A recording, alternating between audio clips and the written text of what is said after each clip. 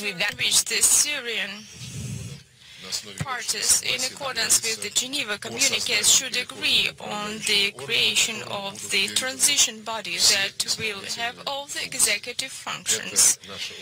And this is our common objectives, and I hope that our today's and tomorrow work and all other efforts that we are going to continue will help us to move on and to achieve this objective. Thank you for your attention.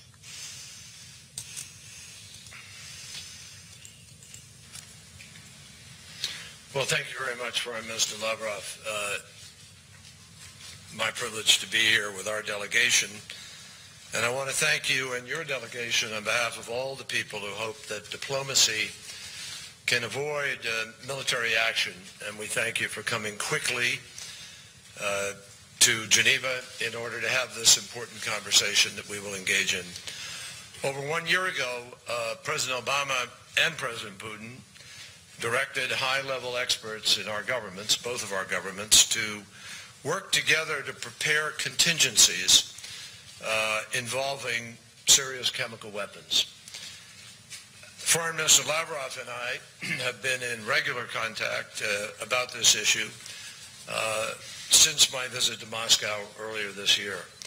And as Foreign Minister Lavrov said to me in a phone conversation after St. Petersburg and the meetings there, President Putin and President Obama thought it would be worthwhile for us to work together to determine if there is life in this concept. This challenge obviously took on grave urgency on August 21st when the Syrian regime used chemical weapons in a massive and indiscriminate way against its own citizens.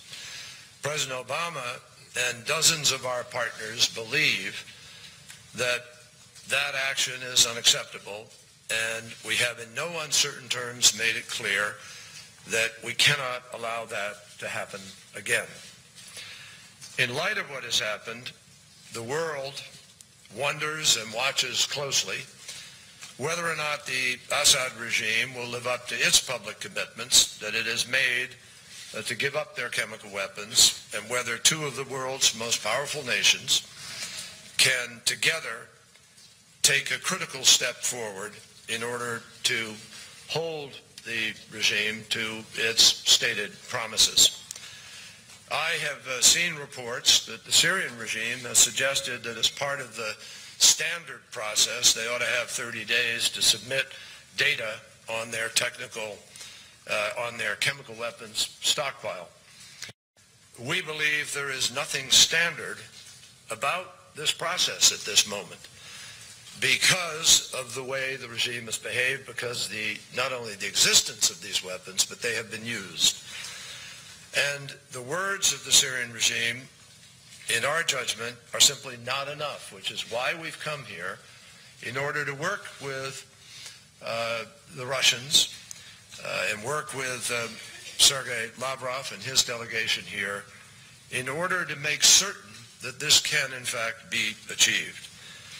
The United States and Russia have had and continue to have our share of disagreements about the situation in Syria, including a difference as to the judgment we just offered with respect to who may have done that. But what's important as we come here is that there's much that we agree on. We agree that on August 21st, Syrian men, women, and children died grotesque deaths due to chemical weapons. We agree that no one, anywhere, at any time, should employ chemical weapons. And we agree that our joining together with the international community to eliminate stockpiles of these weapons in Syria would be an historic moment for the multilateral non-proliferation efforts. We agree on those things.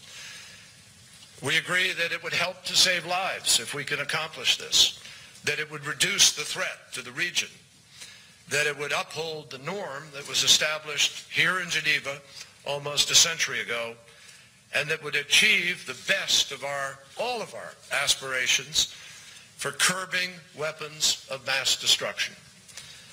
Foreign Minister Lavrov and I come to today to test these propositions, not just on behalf, but on behalf of everybody who is interested in a peaceful resolution. So I welcome the distinguished Russian delegation, and I am proud that at President Obama's direction, we have a delegation here which I lead of some of our nation's foremost chemical weapons experts, people who dedicate their lives every day to countering the proliferation of these weapons and to bringing about their eventual elimination from this earth. The Russian delegation has put some ideas forward, and we're grateful for that. We respect it. And we have prepared our own principles that any plan to accomplish this needs to encompass. Expectations are high. They are high for the United States, perhaps even more so for Russia to deliver on the promise of this moment. This is not a game, and I said that to my friend Sergei when we talked about it initially. It has to be real. It has to be comprehensive. It has to be verifiable. It has to be credible. It has to be timely and implemented in a timely fashion. And finally, there ought to be consequences if it doesn't take place. Diplomacy is and always has been President Obama's and this administration's first resort. And achieving a peaceful resolution is clearly preferable to military action. President Obama has said that again and again. Now, it's too early to tell whether or not these efforts will succeed, but the technical challenges of trying to do this in the context of the Civil War are obviously immense. But despite how difficult this is, with the collaboration of our experts, and only with the compliance from the Assad regime, we do believe there is a way to get this done. We have come here to define a potential path forward that we can share with our international partners. And together we will test the Assad regime's commitment to follow through on its promises. We are serious, Mr. Foreign Minister, we are serious, as you are, about engaging in substantive, meaningful negotiations, even as our military maintains its current posture to keep up the pressure on the Assad regime.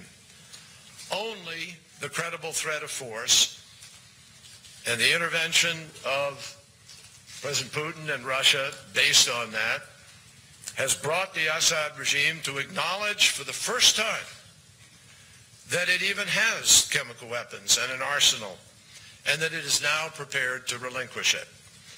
President Obama has made clear that should diplomacy fail, force might be necessary to deter and degrade Assad's capacity to deliver these weapons. It won't get rid of them, but it could change his willingness to use them.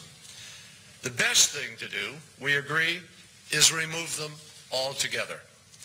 Our challenge here in Geneva is to test the viability of placing Assad's chemical weapons under international control, removing them from Syria, and destroying them forever. But the United States has also made clear that the deaths of more than 100,000 Syrians and the displacement of millions, either internally or as refugees, remains a stain on the world's conscience. We all need to keep that in mind and deal with it. And that is why Foreign Minister Lavrov and I continue to work with Joint Special Envoy Brahimi and ourselves under the auspices of the Geneva Communique. The Foreign Secretary just mentioned this in his hopes. We share those hopes that could foster a political solution to a civil war that undermines the stability of the region, threatens our own national security interests, and compels us to act. That is our hope, and that is what we fervently hope can come out of this meeting and these negotiations. Thank you very much. All right, there you have it.